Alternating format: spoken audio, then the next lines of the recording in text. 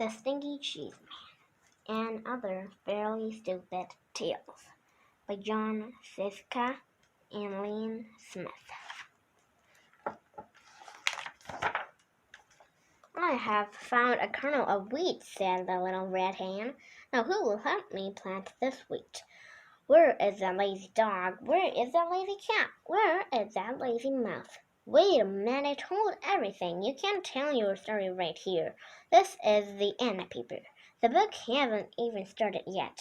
Who are you? Will you help me plant the wheat? I'm Jack. I'm the narrator. And no, I can't help you plant the wheat. I'm a very busy guy trying to put a book together. Now why don't you just disappear for a few pages? I'll call you when I need you. But who will help me tell my story? Who will help me draw a picture of the wheat? Who will help me spell the wheat? Listen, Han, forget the wheat. Here's come the title page. Title page. For the Stinky Cheese Man and Other Fairly Stupid Tales. I know, the page is upside down. I meant to do that. Whoever looks at that declares stuff anyhow. If you really want to read it, you can always stand on your head. This book is dedicated to our close, personal, special friends. Your name here. G.S. Lee S. L.S.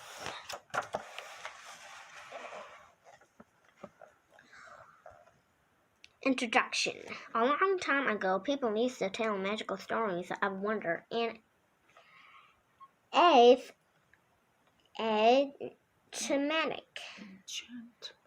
enchantment. Those stories were called fairy tales. They're almost fairy tales, but not quite. Those stories are not in this book. The story is this book are almost fairy tales, but not quite. The stories in this book are fairly stupid tales. I mean, what else would you call a story like Goldilocks and the Three Elephants? This girl walks through the woods, smells the peanut porridge cooking. She decides to break into the elephant's house, eat the porridge, sit in the chairs, and sleep in the beds. But when she gets in the house, she can't climb on baby elephant's chair because it's too big. She can't climb on mama elephant's chair because it is much too big. And she can't climb up on Papa Elephant's chair because it is much, much too big. So she goes home. The end. And if you don't think this fairly stupid, you should read Little Red Running Shorts, or maybe The Stinky Cheese Man. In fact, you should definitely go read the stories now because the rest of this introduction just kind of goes on and doesn't really say anything. I stuck it on to the end here so it will fill up the page and make it look like a really new what was talking about. So stop now. I meant it. Quit reading. Turn the page. If you read this last sentence, it won't tell you anything. Jack, up the hill. Fairy Tale Forest, 1992.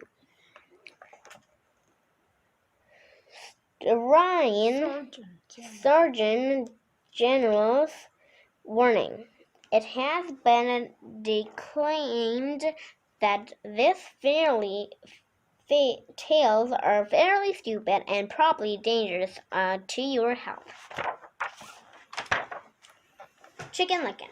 Once upon a time, Chicken Licken was standing around when a piece of something fell on her head. She wasn't the brightest thing two legs, so she started running around in circle clucking. The sky is falling, the sky is falling, we must tell the president. Chicken Licken ran to her friend Ducky Lucky and clucked. Ducky Lucky, Ducky Lucky, the sky is falling. The sky is falling. We must tell the president. Let's go, quacked Ducky Lucky. Chicken Licken and Ducky Lucky ran to their friends Goosey Lucy and yelled, Goosey Lucy, Goosey Lucy, the sky is falling, the sky is falling. We must tell the president. Let's go, honked Goosey Lucy. Chicken Licken, Ducky Lucky, and Goosey Lucy ran to their friend Cocky Locky and yelled, Cocky Locky, Cocky Locky, the sky is falling, the sky is falling. We must tell the president. Let's go, cried Cocky Locky. Wait a minute, cried Jack the narrator. I forgot the table of contents. I forgot the table of contents. Hey, you're not in this story, said Chicken Licken. I know, said Jack the narrator, but I came to warn you. The table of contents is the sky is falling, the sky is falling, clucked Chicken Licken. We must tell the president. So the Chicken Licken, Ducky Lucky, Goosey Lucy, and Cocky Locky enjoyed Jack the narrator and ran off to catch a plane to Washington. Foxy Loxy, Foxy Loxy, the sky is falling, the sky is falling. We must tell the president, yelled Chicken Licken, Ducky Lucky, Goosey Lucy, and Cocky Locky. Well, come with me, said Foxy Loxy. I know a shortcut to the airport. Foxy Loxy led Chicken Licken, Ducky Lucky, Goosey Lucy, and Cocky Locky to his cave. He didn't get to eat them, though, because Chicken Licken was almost right. The sky wasn't falling. Table of contents was it fell and squashed everybody. The end. Table of contents. Chicken Licken, the princess and the bowling ball, the really ugly duckling, the other frog prince, little red running shorts, Jack's bean problem, cardamom still Cinderella's skin, the tortoise and the hare, the stinky cheese man, the princess and the bowling ball. Once upon a time there was a prince, and this prince, so dad and mom, the king and queen, somehow got it into their royal heads that no princess would be good enough for their boy unless she could feel a pea through 100 mattresses. So it should come as no surprise that the princess had a very hard time finding a princess. Every time he met a nice girl, his mom and dad would pile 100 mattresses on top of a pea and then invite her to sleep over. When the princess came down for breakfast, the queen would ask, How did you sleep, dear? The princess would politely say, Fine, thank you, and the king would show her the door. Now this went on for 3 years, and of course nobody ever found the pea under 100 mattresses. So one day the prince met the girl of his dreams. He decided he better do something about it. That night, before the princess went to bed, the prince slipped his bowling ball under the 100 mattresses. When the princess came down for breakfast the next morning, the queen asked, How did you sleep, dear? This might sound odd, said the princess, but I think you need another mattress. I feel like I was sleeping on a lump as big as a bowling ball. The king and queen were satisfied. The prince and the princess was married, and everyone lived happily, though maybe not completely honestly, ever after. The end. The really ugly duckling. Once upon a time, there was a mother duck and a father duck who had 7 baby ducklings. 6 of them were regular-looking ducklings. The 7th was a really ugly duckling. Everyone used to say, What a nice-looking bunch of ducklings, all except that one. Boy, he's really ugly. The really ugly duckling heard these people, but he didn't care. He knew that one day he could probably grow up to be a swan and be bigger and look better than anything in the pond. Well, as it turned out, he was just a really ugly duckling, and he grew up to be just a really ugly duckling. The end. The other frog friends. Once upon a time there was a frog. One day, when he was sitting on his lily pad, he saw a beautiful princess sitting by the pond. He hopped in the water, swam over to her, and poked his head out of the weeds. "Pardon me, oh beautiful princess," he said in his most sad and pathetic voice. "I wonder if you could help me." The princess was about to jump up and run, but she felt sorry for the frog with a sad and pathetic voice. So she asked, "What can I do to help you, little frog?" "Well," said the frog, "I'm not really a frog, but a handsome prince who was turned into a frog by a wicked witch spell. And the spell can only be broken by the kiss of a beautiful princess." The princess thought about this for a second, then lifted the frog from the pond and kissed him. "I was just kidding," said the frog. He jumped back into the pond, and the princess wiped the frog's slime off her lips. The end.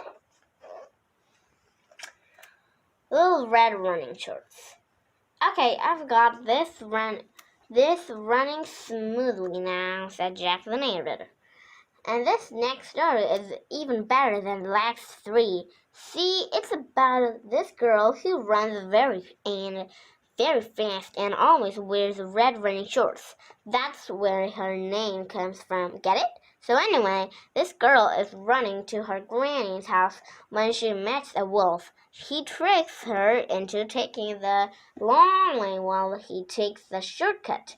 Now this is the good part, because Red runs so fast that she beats the wolf's granny's house. He knocks on the door. Red answers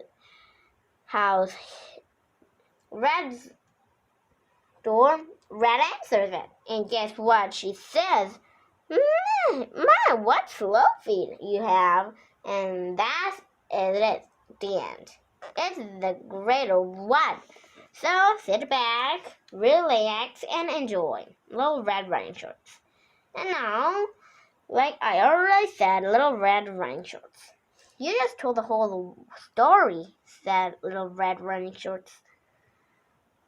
"We're not going to tell it again." "You can't say that," said Jack. "You have to start with once upon a time." "No way," said the wolf. "You blew it." "But you guys are next. Look at this title at the top of the page. Little Red Running Shorts. That's you. Let's go, wolf. We're out of here." "Wait, you can't do this. Your story is supposed to be 3 pages long. What do I do when we turn the page?" "I plant the wheat. I water the wheat. I harvest the wheat. Now do I get to tell my story?" said the little red hen. "Say, what's going on here? What is that page blank? Is that my page? Where is the lady dog? Where is the lady cat? Where is the lady mouse? How do they expect me to tell the whole story by myself? What is the lazy narrator? Where is the lazy illustrator? Where is the lazy author?" Jack's bean problem. Forget that hen. Now it's time for the best story in the whole book. My story. Because once upon a time, for the 3 magic beans, once upon a time, I traded our last cow for 3 magic beans, and hey, Giant, what are you doing down here? You're wrecking my whole story. I don't like this story, said the giant. You always trick me. That's the best part, said Jack. Fee, fi, fum, foy. I have made my own story. Great rhyme. Giant, and I'm sure your story is just as good, but there's no room for it. So why don't you climb back up the beanstalk? I'll be back up in a few minutes to steal your gold and your singing harp. I'll grind your bones to make my bread. I knew you'd understand. And there's another little thing that's been bugging me. Could you please stop talking in upcase letters? It's really messed up the page. I will read my story now, said the giant. And he did. Giant story. The end of the evil stepmother said, I'll huff and snuff and give you 3 wishes. The beast changed into 7 dwarfs, happily ever after, for a spell had been cast by a wicked witch. Once upon a time. That's your story, said Jack. You've got to be kidding me. That's not a fairly stupid tale. That's an incredibly stupid tale. An unbelievably stupid tale. That is the most stupid tale I ever heard. The giant grabbed Jack and dragged him to the next page. Jack's story. Once upon a time, there was a giant. The giant squeezed Jack and said, Tell me a better story, or I will grind your bones to make my bread, and when your story is finished, I will grind your bones to make my bread anyway. Ho, ho, ho, the giant laughed an ugly laugh. Jack thought, He'll kill me if I do. He'll kill me if I don't. There's only one way to get out of this. Jack cleared his throat and then began his story. Once upon a time, there was a giant. The giant squeezed Jack and said, Tell me a better story, or I will grind your bones to make my bread. And when your story is finished, I will grind your bones to make my bread anyway. Ho, ho, ho. The giant laughed an ugly laugh. Jack thought, He'll kill me if I do. He'll kill me if I don't. There's only one way to get out of this. Jack cleared his throat. And then began his story. Once upon a time, there was a giant. The giant squeezed Jack and said, Tell me a better story, or I will grind your bones to make my bread. And when your story is finished, I will grind your bones to make my bread anyway. Ho, ho, ho. The giant laughed an ugly laugh. And Jack thought, He'll kill me if I do. He'll kill me if I don't. There's only one way to get out of this. Jack cleared his throat and then began his story. Once upon a time, there was a giant. The giant squeezed Jack and said, Tell me a better story, or I will grind your bones to make my bread. And when your story is finished, I will grind your bones to make my bread anyway. Ho, ho, ho. The giant laughed an ugly laugh. Jack thought, He'll kill me if I do. He'll kill me if I don't. There's only one way to get out of this. I've stopped reading because it's going to be forever. Cinderella Stiltskin. Rumpelstiltskin. Once upon a time, there was a beautiful girl named Cinderella who lived with her wicked stepmother and 2 ugly stepsisters. Their stepsisters were not only wicked and ugly, they also made Cinderella clean the house every day. One day, the local prince announced that he was holding a festival ball at his castle. Everyone was invited. The stepmother and stepsister got all dressed up to go, but as usual, they made Cinderella clean the house. So she did have time to get ready. After that, stepmother and stepsister left for the ball. Cinderella sat down and began to cry. Just then, a little man appeared. Please don't cry, he said. I can help you spin straw into gold. I don't think that'll do me much good, said Cinderella. I need a fancy dress. I need glass slippers and a coat. Would you like to try to guess my name? Said the clever little man. Cinderella looked at him. No, not really. Come on. Do you think it's Chester? If you don't have a dress, it doesn't really matter. Oh, just guess a name, any name. I'm not supposed to talk to strangers, said Cinderella. Then she closed the door and left the little man standing outside screaming, Rumpelstiltskin, Rumpelstiltskin, Rumpelstiltskin. When the stepmother and stepsister got home from the ball, Cinderella told them about the strange little man. Then Steele made her clean the house, and meaner still, they changed her name to Cinder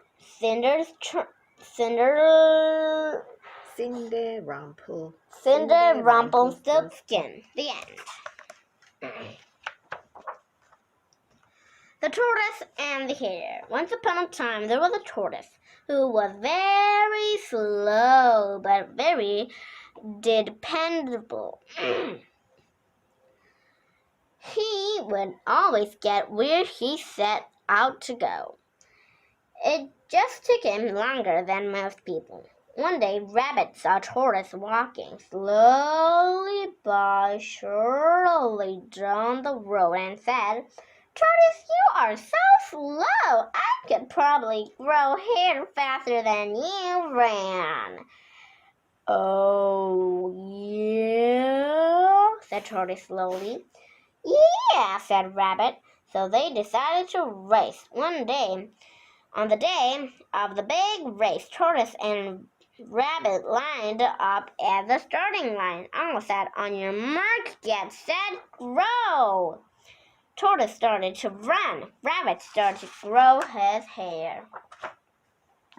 Tortoise ran, Rabbit grew his hair. Tortoise ran, Rabbit grew his hair. Tortoise ran, Rabbit grew his hair. Tortoise ran, Rabbit grew his hair. Tortoise ran, Rabbit grew his hair. Tortoise ran, Rabbit grew his hair.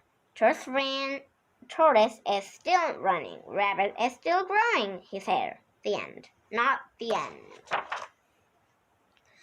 Once upon a time, there was a little old woman and a little old man who lived together in a little old house. They were lonely. So the little old lady decided to make a man out of stinky cheese. She gave him a piece of bacon for a mouth and 2 olives for eyes and put him in the oven to cook.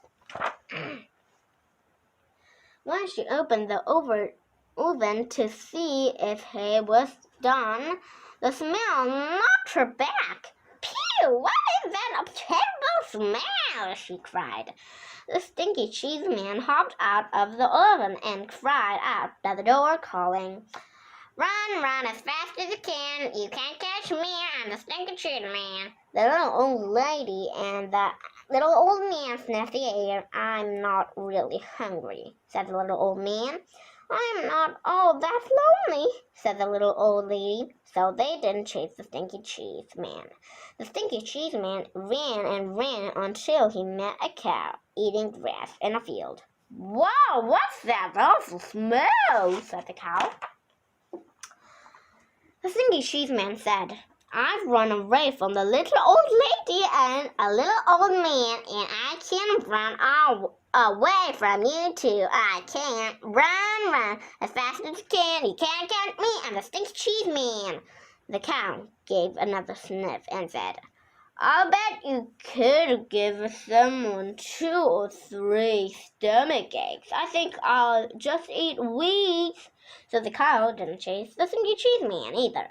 The stinky cheese man ran and ran until he met some kids playing outside the school. Gross, said a little girl. What's that nasty smell? I've run away from the little old lady, and a little old man and a cow, and I can run away from you too. I can run, run, run as fast as you can. You can't catch me. I'm the Stinky Cheese Man. A little boy looked up, sniffed the air, and said, "If we catch him, our teacher will probably make us eat him. Let's get out of here." So the kids didn't chase the Stinky Cheese Man either. By and by, the Stinky Cheese Man came to a river with no bridge. How will I ever cross this river? It's too big to jump, and if I try to swim across, I'll probably fall apart. Say, you know who? Just then, the sly fox, who shows up in a lot of stories like these, poked his head out of the bushes. "Why, just hop on my back, and I'll carry you across, Stinky Cheese Man." How do I know you won't eat me?"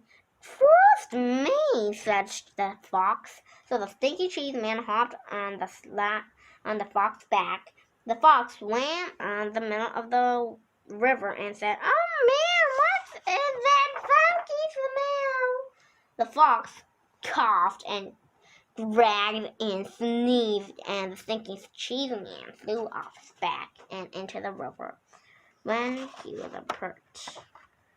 The end. Shh, be quiet. Be very quiet. I moved the end paper up here so the giant would think this book is over.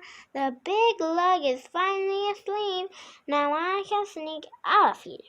Just turn the page very quietly and then you'll be fine. I found the wheat. I planted the wheat. I grew the wheat. I harvested the wheat.